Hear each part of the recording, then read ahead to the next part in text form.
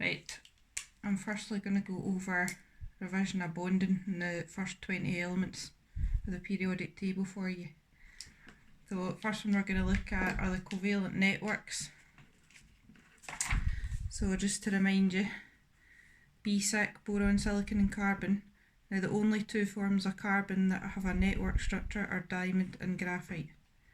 The two compounds with a network structure are silicon dioxide and silicon carbide. So if you've got your data booklet on you, you could colour them in one colour. So that's your networks. You need to remember that they have high melting and boiling points. They do not conduct electricity except for graphite. They've got strong covalent bonds that hold all the atoms together. Moving on to covalent molecules. So your covalent molecules are all the diatomic elements: hydrogen, oxygen, nitrogen, fluorine, chlorine, bromine and iodine. Covalent molecules are also known as discrete molecules. Discrete just means small molecule. Okay, so on your periodic table, your diatomics are hydrogen, nitrogen, oxygen, fluorine, bromine down to iodine. Oops. Okay, you've also got phosphorus and sulphur. Phosphorus is a molecule made up of 4 phosphoruses joined together. Sulphur is a molecule made up of 8 sulphurs joined together. So they are your other covalent molecules, and they are the only ones that are solids. So you need to know that. The other covalent molecule is carbon in the form of fullerene. Fullerene is just a ball of 60 carbons. It looks like a football. Okay, so all your covalent molecules have low melting and boiling points, never conduct electricity, and they've got weak intermolecular forces holding the molecules together. So if you look at this example, this is wee hydrogen molecules. These wee dotted lines are the intermolecular forces between the molecules, and they're very weak. Moving on to monatomic. So monatomic means single atom, and the only monatomics in the periodic table are all the noble gases.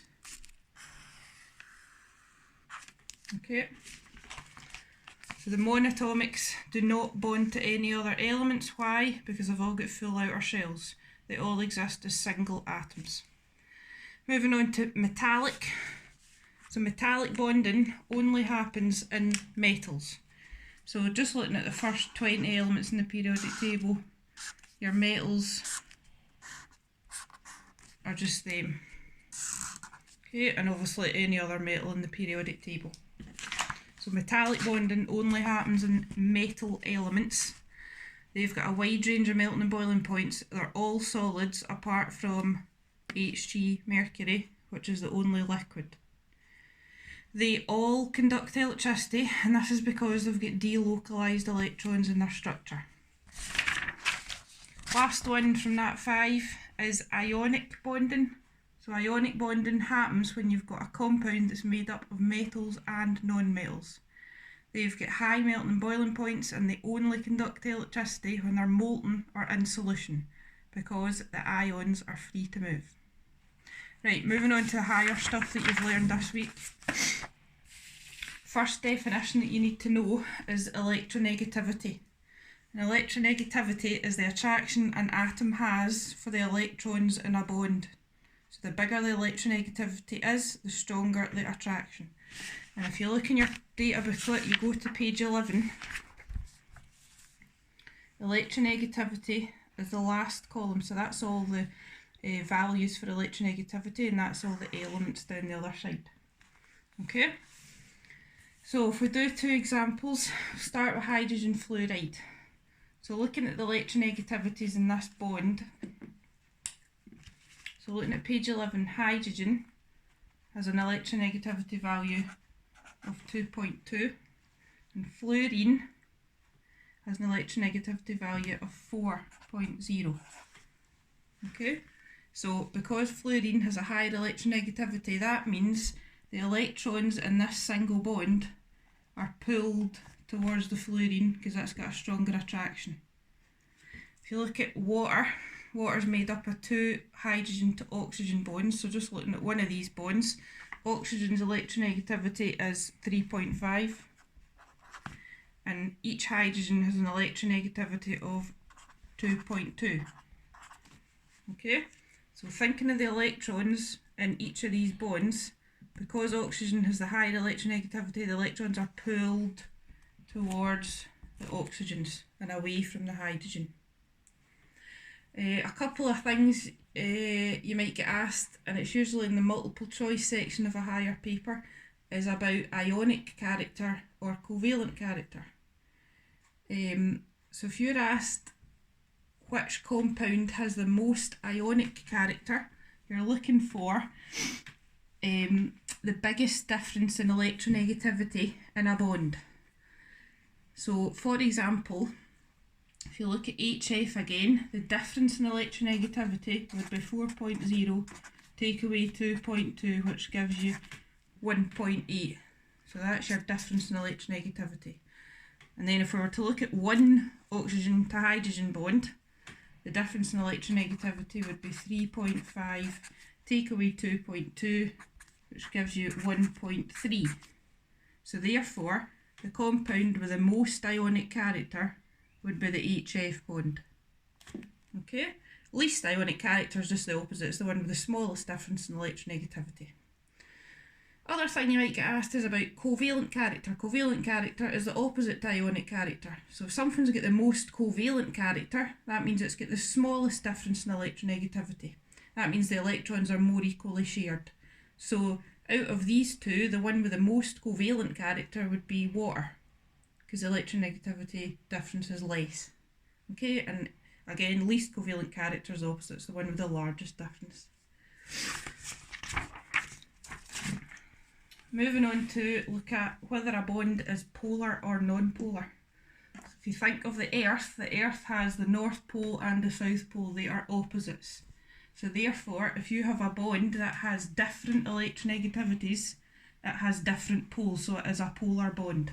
So if we look at HCl, to work out whether a bond is polar, you need to look again at page 11 at your electronegativity. So all you do is look at the bond, look at your elements. Hydrogen has got 2.2, chlorine has got 3.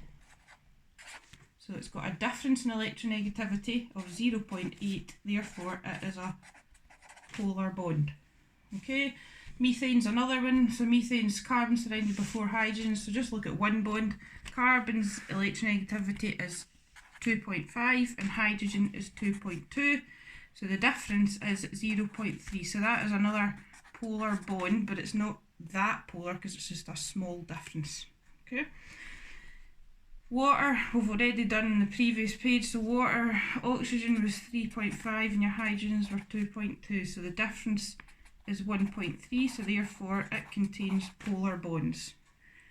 Nitrogen, ammonia, your N to H bonds, nitrogen is, where are we?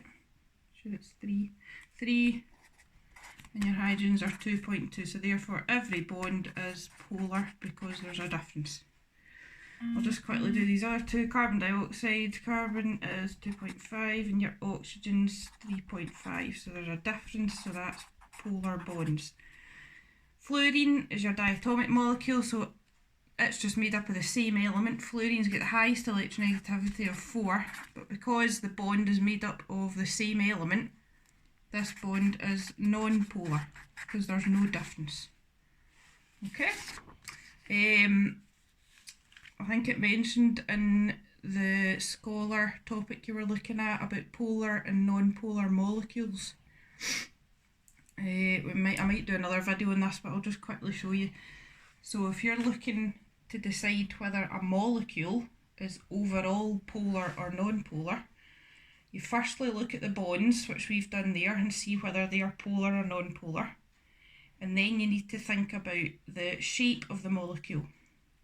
So if you look at HCl, we know that the bond is polar because it's got a difference in electronegativities. You'll have learned about your dipoles when you were looking at topic 4. So when you've got a bond, the element with the greater electronegativity has a slightly negative charge because all the electrons are moving towards it and they're negatively charged, and the one with a smaller electronegativity you give a wee positive charge to. So when you look at the shape of this molecule, which is linear, you've got a negative side one side and you've got a positive side in the other. If you were to split that molecule in half, you've got a positive side and a negative side, therefore the whole molecule is polar. Because it's got, basically, if you think of the Earth, it's got a North Pole and a South Pole, it's got opposites. If you think of methane, so methane is slightly different. It's got a tetrahedral shape, so it's got one element in the middle surrounded by the same element on the outside, all the hydrogens. So all these hydrogens have got an electronegativity of 2.2. So if you put in your wee dipoles, the one with a higher electronegativity is negative, and all your hydrogens are positive, and they completely surround it.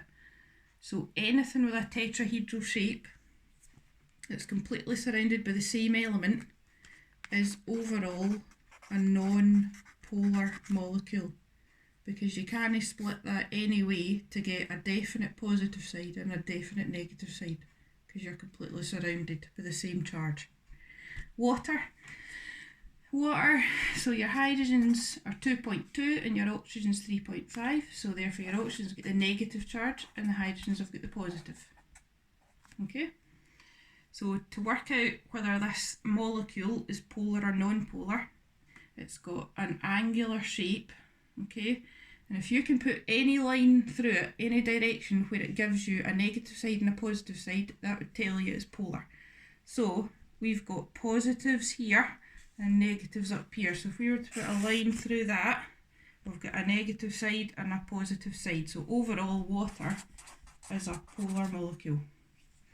Moving on to ammonia. So all our hydrogens are 2.2 and your nitrogen's 3. So nitrogen's the negative one and all your hydrogens are the positive one. So if you look at it, you've got positives down here, negative up here. So if we were to put our line through there, we've got our negative dipole and our positive dipole. So overall, ammonia, is a polar molecule. Carbon dioxide, your oxygens on the outside are 3.5 and carbon on the inside is 2.5. So carbon's positive and your oxygens are negative. Now this is linear. You've got carbon in the middle surrounded with oxygens. There's no way that you can put any line that will give you a positive side and a negative side. So carbon dioxide is non-polar. Lastly, your fluorine. Well, first thing you're doing when you're working out whether your molecule is polar is you decide whether the bonds within it are polar. So if your bonds within the molecule are non-polar, then your whole molecule is going to be non-polar. Okay? Good luck.